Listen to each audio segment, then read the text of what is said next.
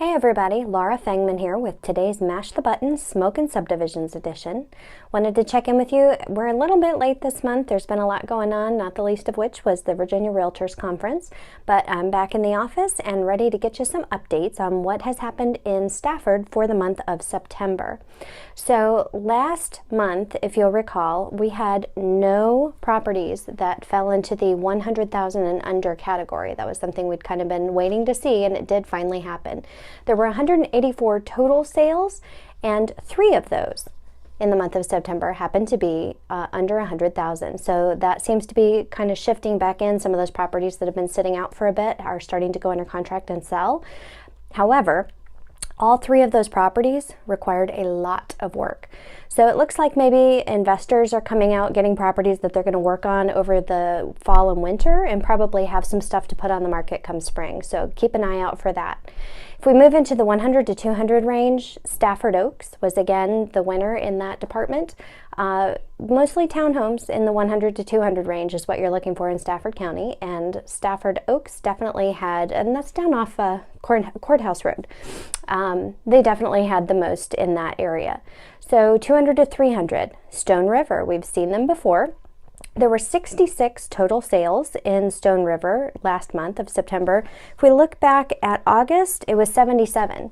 So those are moving down a little bit. And the same with Aquia Harbor, which won $300,000 to $400,000 with the most sales. They knocked Stafford Lakes Village out of the running, and Aquia Harbor had the most in the $300,000 to $400,000 range. 69 total sales in Aquia Harbor compared to 86 last month. So things are slowing down a little bit, which you expect to see in the month of September here in Virginia. School starts a little bit later than it does in other areas. So often at the tail end of August and for the first couple of weeks of September, you see people busy getting the kids settled and getting into their new routines, and then they pick back up where they left off. And moving into the $400,000 to $500,000 range, this month is Colonial Forge. Now, a note there, Colonial Forge had an average of 23 days on market. There was a tie, and that was how it was determined.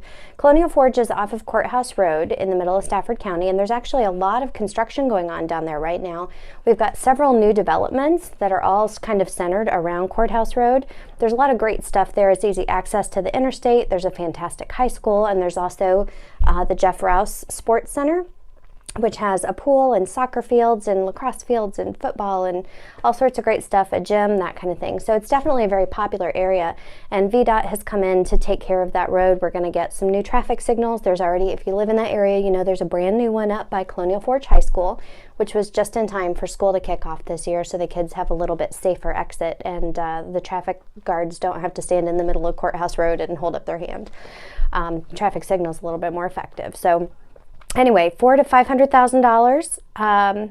Was looking at the wrong one here. How about, and that was Colonial Forge. So we're moving into 500 to 750. Hills at Aquia was the winner there. That was also a tie in the 500 to 750 range. And Hills of Aquia had 27 average days on market. Really, under 30 days at that price point is kind of impressive. Of course, it was the average, but it's good to see. And then the final would be 750 plus. Now, last month, we only had one that barely kind of squeaked in there, and it wasn't even in a neighborhood.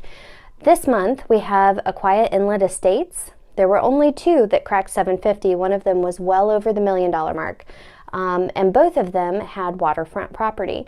But Aquia Inlet Estates was the one with the lower days on market, so we are going to call that our Smokin' Subdivision for that extended price point.